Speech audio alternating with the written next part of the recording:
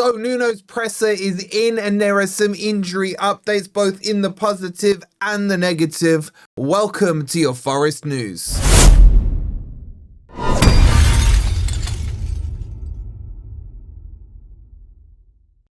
Hi guys, hope you're doing well and welcome to your latest Forest News, where coming up we'll give you the injury updates. We'll tell you about how Ange is feeling, and on top of that, Gibbs-White took to the mic and spoke about the whole summer saga with Spurs and everything else. So if you're enjoying the content, please don't forget to hit the like button. Make sure you're subscribed if you are new, and let's jump into the presser.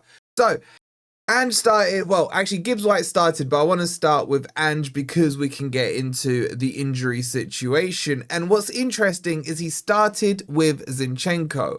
There was some pictures and videos put out from Sarah Clapson, shout out to her, where she said that the training was out, Murillo was in training, Zinchenko wasn't, and neither was Douglas Luiz. So Ange got asked about Zinchenko, and he said that Zinchenko pulled up with a sore groin in the previous match, and he's going to be out for this game and most likely out for the Newcastle game as well this weekend. So that's the update on Zinchenko. What does that mean? What we'll do a quick refresher on the team sheet and see how that plays out. Now, I don't wish injury on anyone, but it may actually help Forest with Zinchenko being out, because it means we can cover that left back position a lot better with probably Nico Williams, who should be fine for this game. I hope. Anyway. So he said that about Zinchenko. So that's not good news in terms of the squad size, especially in the Europa League, where we are extremely short on fullbacks there.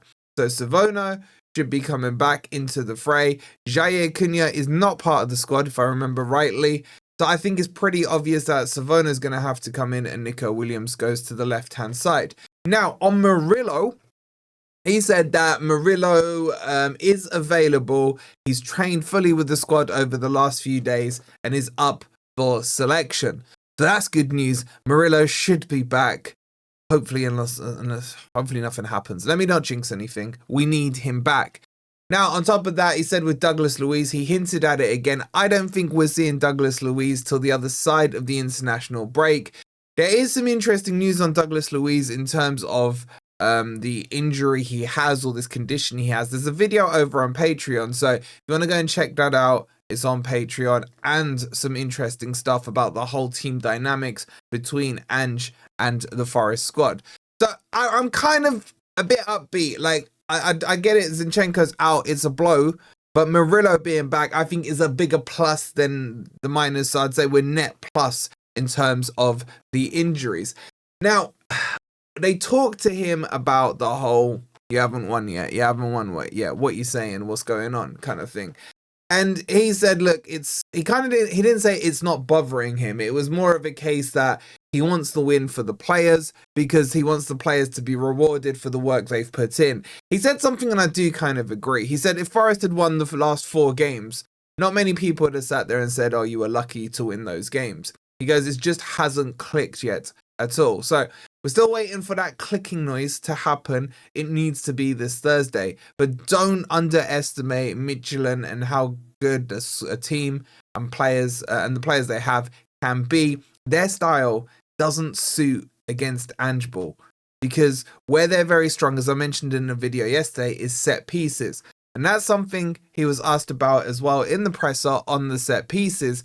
And he said that, look, they've been studying the set pieces. They know how their routines are. They've been prepping for it as well. He said they're a physical team, a lot of vertical balls, a lot of long balls forward. So they know what to expect. So hopefully they've done the homework. It's at the City ground. You would expect Forest surely to be able to get their first win. Now, on to Gibbs-White. There was quite a lot of interesting things to talk about Gibbs-White. They asked him about how he felt about Ange. And Gibbs-White sat there and said, to quote him, he says, he is incredible. Okay, he says he's great with the man management. He says that he's had loads of meetings with him. They've been able to talk, really in depth about certain things and what have you. And that he loves kind of the style, the chances that are being created and everything like that. What's funny though, Ange did crack a joke because he got asked, obviously they did the Gibbs-White presser first and then the Ange one. And he said, Gibbs-White is singing your praises. He's been bigging you up. Ange turned around and said, well, what do you expect? Do you expect a player to come out and say the manager is crap, the player is crap, and that he hates the manager? Of course you don't. So he said it jokingly. I thought it was quite funny. Now, they then moved on to ask Gibbs-White about the whole saga with Spurs in the summer. Excuse me. And it must be because I said the word Spurs. Anyway, and he said it was a very stressful time in his life. He had his son was being born. He was focusing on his family first. Kind of football matters weren't as important.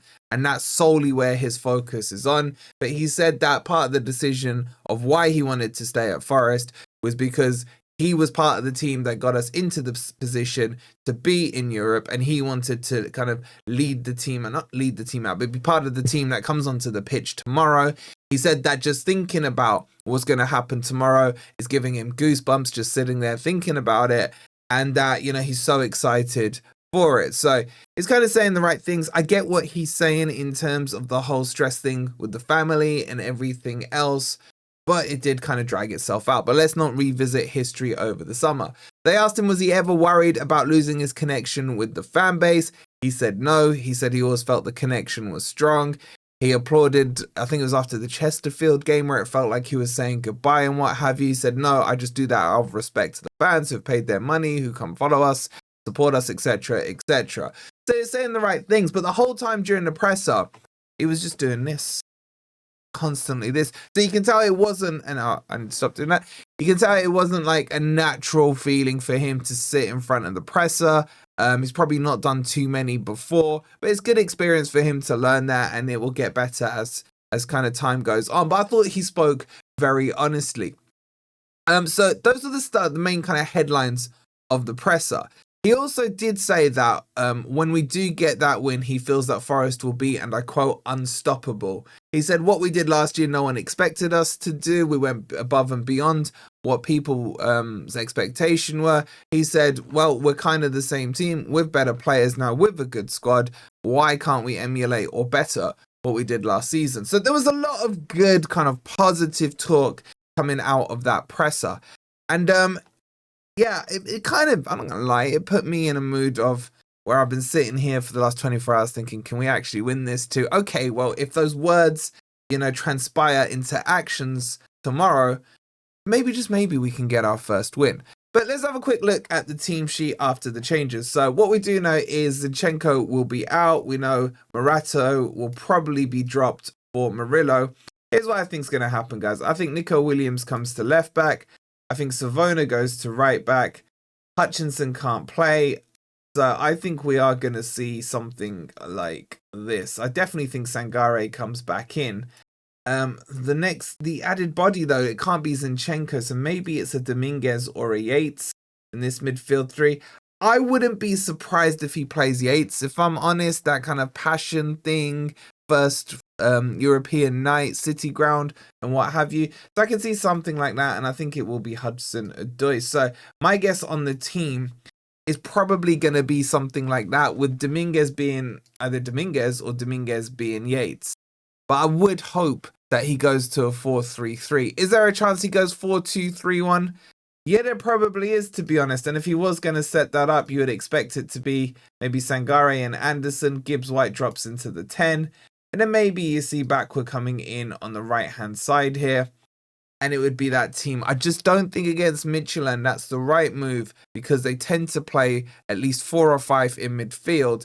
And if we're there with a 2-man midfield, we could get flooded. So hopefully he goes a 4-3-3. But that's your presser update. That's your team sheet update.